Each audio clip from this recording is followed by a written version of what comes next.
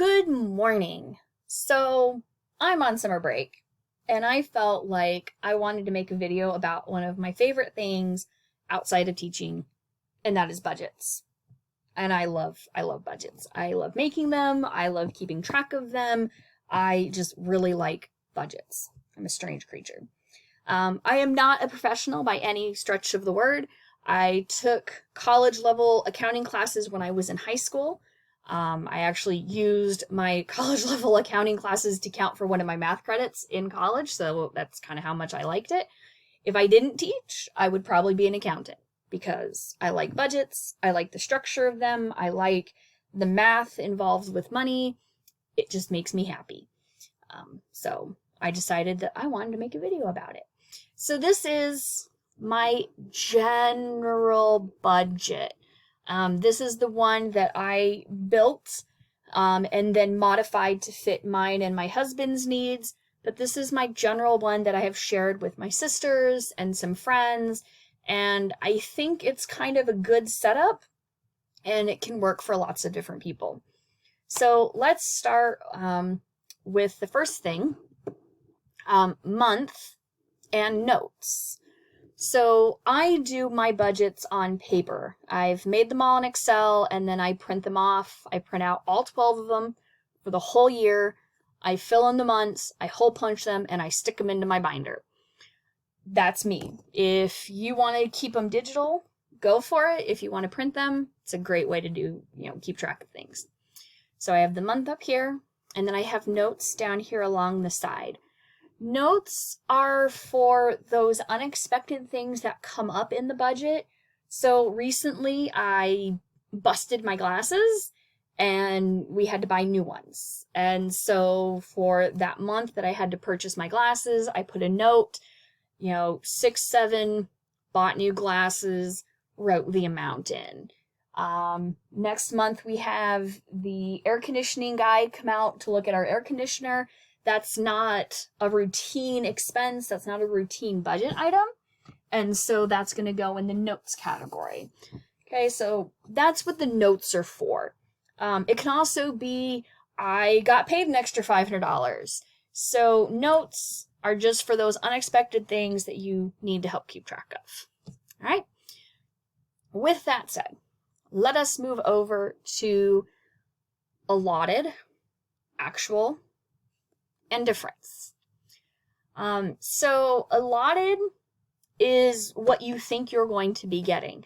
My income is a little variable. I teach, and so that means I often, sub or cover for other teachers, or I have athletic supervision after school, or I do extra events that give me a little extra money. And so I have what I think is my monthly paycheck. But then I have my actual, because sometimes my monthly paycheck is more than what it was in previous months. And so I have the two. I have allotted and I have actual. If your paycheck is pretty stable and you don't feel like you need that, you don't have to. I just like to have it there personally for that, and also for bills, which we'll talk about when we get down towards bills.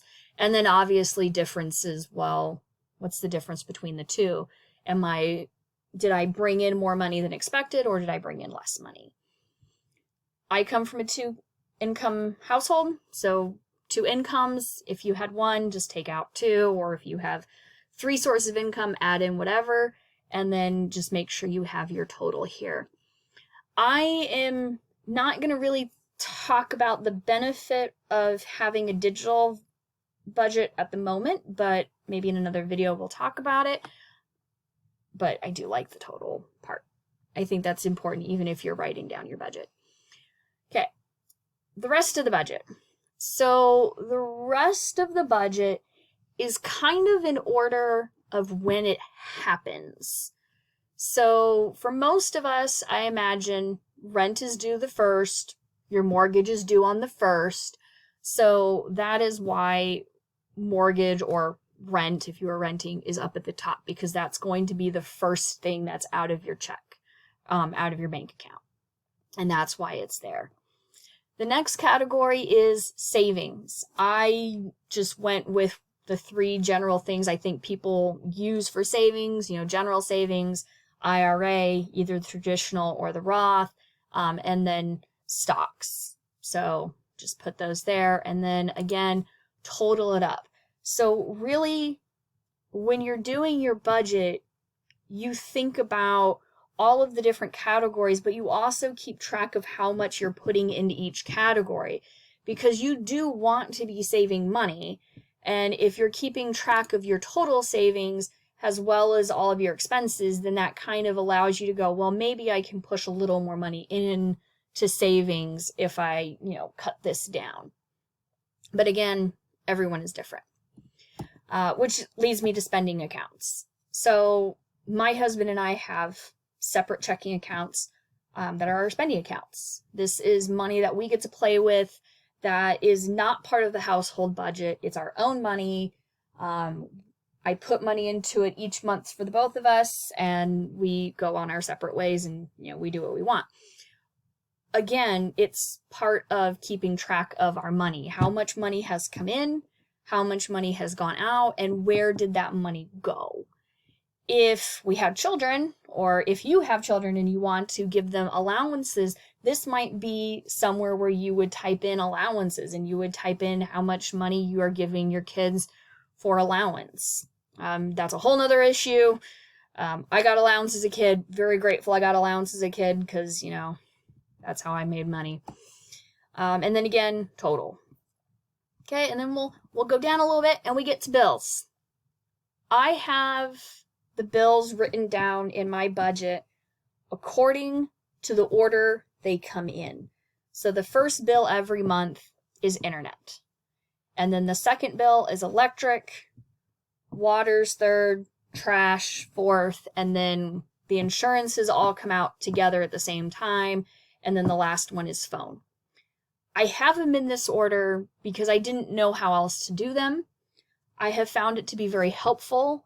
We had a situation during COVID where we didn't get our electric bill, and I was sitting down writing in my household binder. I wrote down our internet bill, and I wrote down our water bill, and I wrote down the trash bill, and I went, wait, how much did I pay for electric? What was our electric bill? And realized that my electric bill had never actually come in. And so that's one of the reasons why they're in that way. That and the fact I couldn't figure out another way to organize them. And then again, at the end of that, total bills. Okay, how much money is going towards bills. I will probably make a second video that kind of talks about figuring out your bills a little bit, because if you're like where I'm at in the Pacific Northwest, my electric bill has quite a bit of variation depending on the temperature. And so my summer electric bill is very different than my fall electric bill. My water bill is very different from, well, not very different, but it's noticeably different from my school year bill. So I will probably make a second video that kind of talks a little bit about bills and tracking bills and the importance of tracking bills, because I do have a story about that. The next category is expenses, and I separate bills from expense in that the amount I pay towards bills is kind of set. There is some variability, like with electric and water, but for the most part, they're fairly set. The expenses like groceries, pet, dining out, shopping, gas, TV/entertainment, those to me are a little bit more flexible. Note, the gas down here in expense is not referring to gas like natural gas for your house. It's referring to gas like your car gas. And that for us is very, very dependent on the school year, because right now I don't have to go anywhere, so my gas is a lot less currently. Okay, and again, just like with everything else, total bills, total expenses. So when you get down to the bottom part, you see total income, total expenses, leftover, and then total savings. And the reason why I have it set up that way is, so I track my total income. Let's say the total income is $5,000. Let's say my total expenses plus bills comes out to $4,500. That means I have $500 left over. If I have a high amount of leftover, I can roll that into my savings, or I can leave it into my checking account. But having that leftover is important because you have to decide in your budget, do you want to come out to exactly zero? And if you don't come out to exactly zero, what happens if you go over? What happens if you go under? In my case, if we go under, so if I have $500 left over, that is going to go into savings. Maybe not all of it, but probably most of it. And so that's why that leftover part is important. And that's why total savings goes after that, because I might say, okay, I've normally put $500 into savings every month.